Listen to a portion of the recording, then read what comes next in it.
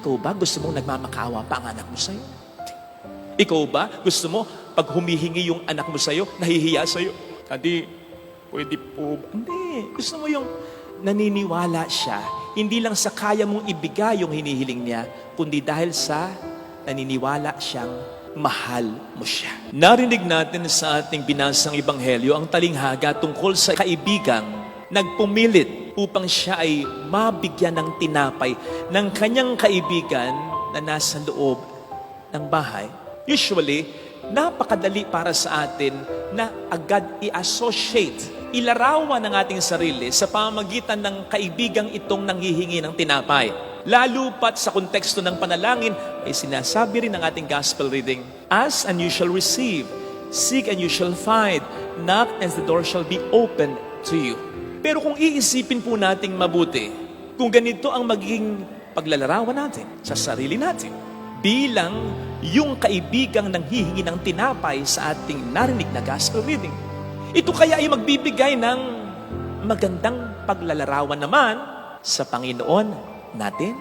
Kasi kung tayo ang siyang ilalarawan, gaya ng iniisip natin, nung kaibigang pahingi naman ng tinapay at nagpupumilit na siya ibigyan, it will follow then na ang ilalarawan naman nung kaibigang nasa loob ng bahay na hinihinga ng tinapay ay ang Panginoon naman. Di po ba? Pero will this picture God as good as someone sensitive to our needs and as really generous? Tandaan po ninyo, ha? Kung ang Diyos ay ilalarawan lang nung kaibigang hinihinga ng tinapay sa loob ng bahay, tandaan ninyong yung kaibigang napakinggan nating hinihinga ng tinapay na nasa loob ng kanyang bahay ay napilitan lang kaya nagbigay. And so he was moved not by his friends' dire need, but because of his friends' persistence. Kung hindi pa napilit, kung hindi pa nakulitan, baka nga, kung paglalaruan po natin yung eksena, yung kaibigang napilitang magbigay ng tinapay, baka, nung ibigay yung tinapay, sa kanyang kaibigang pumilit sa kanya, ay sinabi pa, ayan ay tinapay mo, isaksak mo sa baga mo. Tulog na kami, sabi ko na sa'yo, hindi na ako makabakapang, pinilit mo pa ako. Ayan tuloy, nagising yung mga anak ko, pating mga alaga kong hayop. Hirap magharapol ng tulog. O yan na, last mo na yan. Sapagkat mula ngayon, wala ka ng kaibigan. Sabay, slam ng pintuan. Isipin nga ninyo, ganun ba ang Diyos? Ang Diyos ba kumikilos? Hindi dahil tayo may matinding pangangailangan, kundi dahil siya'y napipilitan lang na pagkatapos magbigay, ay baka tayo pa'y pagalitan. Last mo na yan, ang kulit mo. Huwag namang ganyan. Na sa ating paglalarawan, maging maganda ang imahe natin at wala na tayong pakialam sa maging imahe ng Panginoon natin. Imagine being represented by a friend who is persistent, positive, and then allowing God to be represented by a friend who is inconsiderate, negative. Huwag ganon. Para lang yang mga nagpapapicture na walang pakialam sa itsura ng kanilang mga kasamahan. Kaya yung kanilang mga kasama, nagtataka. Alam nung kanilang mga kasama na maganda yung picture nila. Na-check nila. Yun ang style natin. Pag nagpapicture, tingnan ko nga. Nakakita ng kanyang mga kasama, maganda naman ang kanilang itsura doon sa picture nila na nasa kanyang phone o camera. Kung bakit hindi nito pinopost, hindi nito pinoforward sa kanila para silang makapag-post. Ang hindi nila alam, na-delete na. Bakit? Yung may-ari ng phone, nakita niya picture niya, pangit ang itsura niya. Kaya nagtataka yung mga kasama. Minsan naman, nagugulat. Abay, ginugulat mo naman yung mga kasama mo sa picture. Kasi, ba't baka ganito ako? Ba't ganito itsura ka? Ba't napaka-blurred ka? Bakit nakatabingi ako? Ba't hindi ako nakatingin sa camera? Nakaw! Kaya pala, ang ganda niya. Ayun, kaya mo pinost. Maganda ka, kahit pangit sila. Huwag ganun, Mars. Pagiging makasarili yun Huwag namang ay itsura mo lang ang mahalaga. Pahalagahan mo rin ang itsura nila. Kung ganun lang pala, magpa-picture ka na lang ng solo. Di ba? Kung sasama ka pa, picture mo lang pala ang mahalaga. Parang ganito ang ginagawa natin. Kapag ang gagawin natin sa Ebanghelyong narinig natin ay paglalarawan lang sa Diyos at sa atin. Lilitaw tayo ang mabuti, tayo ang mainam, at inconsiderate, insensitive, masungit ang Panginoon natin.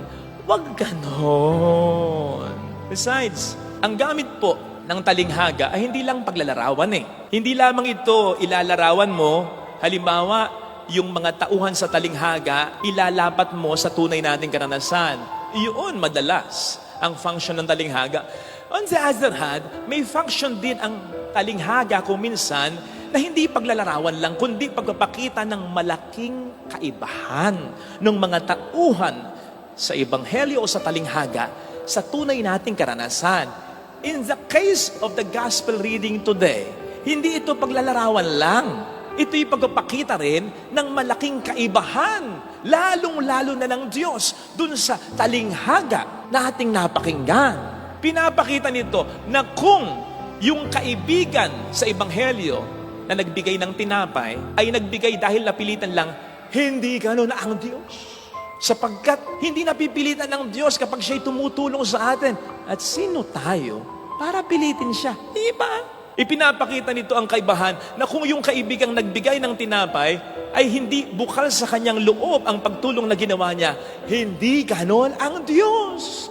Iba ang Diyos. Natutuwa ang Diyos kapag tayo napapagpala, nabibiyaan niyang lubos. At ipinapakita nito ang kaibahan na hindi lamang tayo kaibigan ng Diyos, tayo'y mga anak ng Diyos. Kaya mas lalong hindi tayo kayang tiisin ng Diyos. Kaya nga po, kung titingnan natin yung simula ng ating gospel reading, yung karugtong nito ay yung Ebanghelyo kahapon.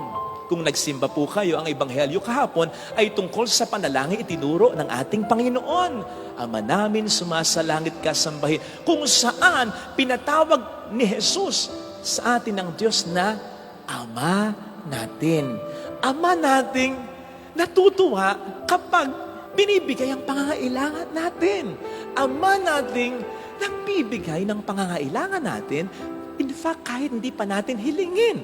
At ang mga patunay niyan ay ang mga biyaya na tinatama sana natin dahil kailangan natin kahit hindi natin hinihiling.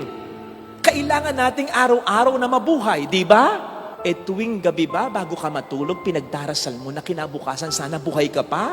Hindi natin araw-araw, gabi-gabi pinagdarasal yan. Pero araw-araw buhay tayo sapagkat kailangan pa nating mabuhay at kailangan pa tayo ng ating mga mahal sa buhay. Ganun ang Diyos bilang Ama. Ni hindi mo pa iniisip, ni hindi mo pa sinasabi, naiisip, at ipinibigay na niya. Yes, kailangan pa rin nating manalangin. Kailangan pa rin nating kumatok, humanap, at humingi. Kailangan pa rin nating constantly ay manalangin. Pero hindi upang siya ay pilitin, kundi upang ang relasyon natin sa Diyos ay mas lalo pang lumalim. Experience will tell us na mas lumalalim ang relasyon natin sa isang tao kapag lagi nating nakakapiling, nakakausap, nakakanig ito. Ganon din ang Diyos. No wonder sa itinuro niyang panalangin, ang sabi sa atin, sabihin ninyo, bigyan mo kami ng aming kakanin araw-araw para araw-araw tumawag tayo sa Kanya. Hindi yung ating papakyawin na, Lord, bigyan mo ako ng pagkain ko, isang buwan ha? Yung pang isang linggo ha? Kailangan pa rin nating humiling upang mas makapag-establish tayo sa tulong ng Diyos ng isang malalim na relasyon sa Panginoon natin. At kapag nagkagayon, ang ating will, ang ating kalooban sa panalangin ay maiko-conform na natin sa kalooban ng Panginoon natin. Kapag na-imbibe na natin yung isang malalim na relasyon sa Panginoon na maituturing talaga natin ang Diyos ay Ama natin. Kapag naituring talaga natin ang Diyos ay Ama natin, hindi na magiging mahalaga ano ba ang kalooban natin, kundi kung ano kalooban ng Diyos para sa atin. Sapagkat alam nating bilang Ama, siya ang pinaka-nakakaalam ng kailangan at makatutulong sa atin. No wonder, sa bandang huli, ang sabi dito ay, because the Father in heaven gives the Holy Spirit to those who ask Him. Ano ba ang function ng Espiritu Santo? Ang Espiritu Santo ang siyang mas nagpapalalim ng ating relasyon kay Kristo. Hindi ba sabi ng ating Panginoon bago siya lumisan sa mundong ito, ang Espiritu Santo ang siyang mas magpapaalala, magpapaunawa ng lahat ng sinabi ko sa inyo. Sa gayon, mas lalo nyo akong makikilala, mas magiging close tayo. Ayun ang function ng Espiritu Santo. At ang Espiritu Santo, kaugnay nito, ay nagbibigay ng mga regalo, gifts, like wisdom and understanding, upang hindi lang lumalim ang relasyon natin sa Panginoon natin, kundi upang mailapat na natin hindi ang kalooban natin, Lord, kundi ang kalooban mo para sa amin. In that way, hindi na mangyayari na sa kahit pangitain natin, kahit sa pag-iisip natin, ay magiging mas maganda na ang image natin kaysa sa image ng Panginoon natin. Hindi na mangyayari yun. Sapagkat maunawaan na natin na kung nagnanais tayo na matupad ang mga hinihiling natin, ganun din ang Panginoon natin. Na kung nagnanais tayo sa ating mga panalangin na maganda ang mangyari sa buhay natin, ganun din ang Panginoon natin. Na kung mabuti tayo, mas mabuti kayo sa atin ang Panginoon, ang Ama natin. Kaya nga, hindi naman sinabing, beg and you shall receive. Ang sabi, humingi lang. Hindi mo kailangan magmakaawa sa Diyos. Humingi ka lang araw-araw. Lord, bigyan mo po kami ng aming kakanin sa araw-araw.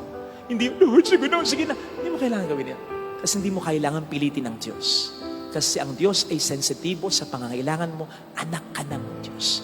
Ikaw ba gusto mong nagmamakaawa pa ang anak mo sa'yo? Ikaw ba gusto mo pag humihingi yung anak mo sa'yo, nahihiya sa'yo?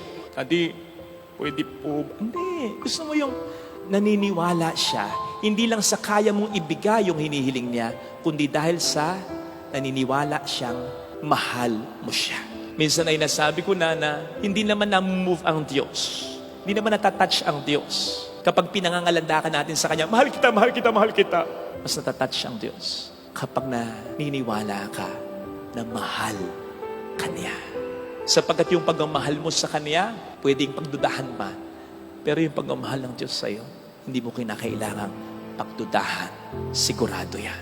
And besides, kung kayong mga ama na hinihinga ng inyong mga anak dahil naniniwala silang may kapangyarihan kayong ibigay ito at may pagmamahal kayo na ibigay ito, mapapahindian nyo ba sila? Kung mapahindian nyo man sila, di ba't bumabawi kayo sa ibang bagay sa kanila?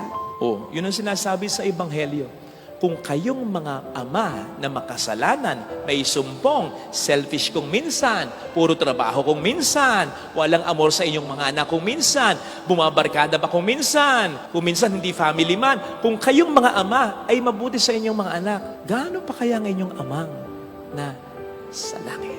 Ito sana ang hilingin nating biyaya sa ating panalapagdiriwang upang sa bawat paglapit natin sa Panginoon sa ating panalangin, maniwala tayo na may maganda na agad na nangyayari at may maganda pang mangyayari sa atin.